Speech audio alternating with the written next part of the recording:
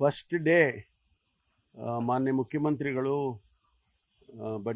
Pre budget ಮೀಟಿಂಗನ್ನು ಎಲ್ಲ ಇಲಾಖೆಗಳಿಂದ ಪ್ರಾರಂಭ ಆಗಿದ್ದಾರೆ. ನಮ್ಮ ಒಳಾಡಳಿತ ಇಲಾಖೆ ಇದೆ ಮೊದಲನೇದು. ನಾವು ಕೂಡ ನಮಗೆ ಬೇಕಾಗಿದ್ದಂಥ ಹಣವನ್ನು ಕೇಳಿದ್ದೇವೆ. ಕೆಲವು ಮುಂದುವರಿದ ಯೋಜನೆಗಳು, ಅದಕ್ಕೆ ಏನು ಹಣ ಬೇಕು, ಈಗೆಲ್ಲ ಕೆಲವು 50% ಆಗಿದೆ, 75% ಆಗಿದೆ, ಅದೆಲ್ಲ ಕಂಪ್ಲೀಟ್ ಮಾಡಬೇಕು. ಇಲ್ಲದೇ ಇದ್ರೆ ಅದು ಹಾಗೆ ನೆನೆಗೂ ಬಿದ್ದೋಗುತ್ತೆ. ಅದನ್ನು ಕೇಳಿದ್ದೇವೆ. ಆಮೇಲೆ ಕೆಲವು ಹೊಸ ಯೋಜನೆಗಳನ್ನು ಕೂಡ ಕೇಳಿದ್ದೇವೆ. ಅದು ಯಾವುದು ಪರಿಗಣಿಸ್ತಾರೆ ನೋಡಬೇಕು. ನಮ್ಮ ಪ್ರೆಸೆಂಟೇಷನ್ ಮಾಡಿದ್ದೇವೆ. ನಮ್ಮ ಪ್ರಯಾರಿಟೀಸ್ ಏನಿದೆ, ನಮಗೆ 4-5 ಡಿಪಾರ್ಟ್ಮೆಂಟ್ಸ್ ಇದೆ. ಅದು ಪ್ರಿಸನ್ ಇರ್ಬೋದು, ಅಥವಾ CID ಇರ್ಬೋದು, ಸೈಬರ್ ಸೆಕ್ಯೂರಿಟಿ ಇರ್ಬೋದು, ಟ್ರಾಫಿಕ್ ಮ್ಯಾನೇಜ್ಮೆಂಟ್ ಇರ್ಬೋದು. ಇದೆಲ್ಲವನ್ನು ಕೂಡ ನಾವು ಸಪ್ರೇಟ್ ಆಗಿಯೇ ಕೇಳಿದ್ದೇವೆ.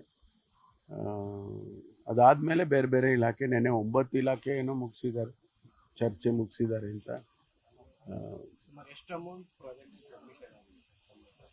ಅಲ್ಲ, ನಮ್ಮದೆಲ್ಲ ಸಂಬಳನೂ ಸೇರಿದ್ರೆ 25 ಸಾವಿರ ಕೋಟಿ ಆಗುತ್ತೆ.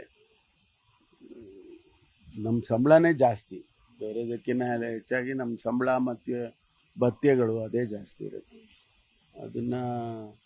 ಅದು ಮಾಮೂಲಿ ಬರುತ್ತೆ, ಸಂಬಳದಂತೂ ಬಂದೇ ಬರುತ್ತೆ. ಬೇರೆದೆಲ್ಲ ಕೇಳಿದ್ದೇವೆ. Cyber cell security that you had promised, this budget, will it be implemented, sir? We have made a request. Let us see if this can be included in the budget speech.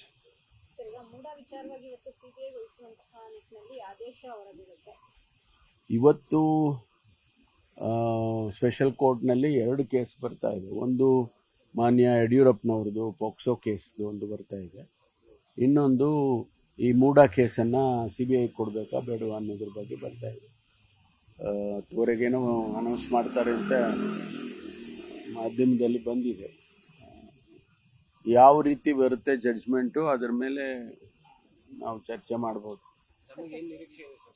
ಗೊತ್ತಿಲ್ಲ, ಸುಮ್ಮನೆ ನಾವು ಊಹೆ ಮಾಡೋಕ್ಕಾಗೋದಿಲ್ಲ ಈ ಥರ ಜಡ್ಜ್ಮೆಂಟ್ಗಳನ್ನೆಲ್ಲ. ಸಂಪುಟದಲ್ಲಿ ಒಂದು ನಿರ್ಣಯ ಪಾಸ್ ಆಗಿತ್ತು ಸರ್, ಅಂದ್ರೆ ED ಅಥವಾ CBI ಕೇಂದ್ರದ ಯಾರೇ ಬಂದರೂ ಕೂಡ ಪರ್ಮಿಷನ್ ತಗೋಬೇಕು ಕೇಂದ್ರ ಸರ್ಕಾರದ್ದು ಅಂತ. ಅದೇನಾದ್ರು ಟೆಕ್ನಿಕಲಿ ಸಮಸ್ಯೆ ಆಗುತ್ತಾ ನಿಮಗೆ ಇನ್ ಕೇಸ್ ಜಡ್ಜ್ಮೆಂಟ್ ಆದಮೇಲೆ? ಗೊತ್ತಿಲ್ಲ. ನಮ್ಮಲ್ಲಿ ಏನು ಪ್ರೊಸೀಜರ್ ಇದೆ, ಇಲ್ಲಿವರೆಗೂ ಏನು ಪ್ರೊಸೀಜರ್ ಇದೆ ಅದನ್ನೇ ಫಾಲೋ ಮಾಡ್ತೇವೆ. ಈಗ CBI ಕೇಸು ಅಂತಂದರೆ CBI ಪರ್ಮಿಷನ್ ತೊಗೋಬೇಕು ಸ್ಟೇಟ್ ಗೌರ್ಮೆಂಟಿಂದ ಅಂತ ಇದೆ. ಅದನ್ನು ನಾವು ಮಾಡಿದ್ದಲ್ಲ ರೂಲ್ಸ್, ಅದು ಕೇಂದ್ರ ಸರ್ಕಾರನೇ ಮಾಡಿರ್ತಕ್ಕಂಥದ್ದು. ಅದು ಎಲ್ಲ ರಾಜ್ಯಗಳು ಕೂಡ ಅದನ್ನು ಫಾಲೋ ಮಾಡ್ತಾರೆ. ನಾವು ಅದನ್ನೇ ಫಾಲೋ ಮಾಡ್ತೀವಿ.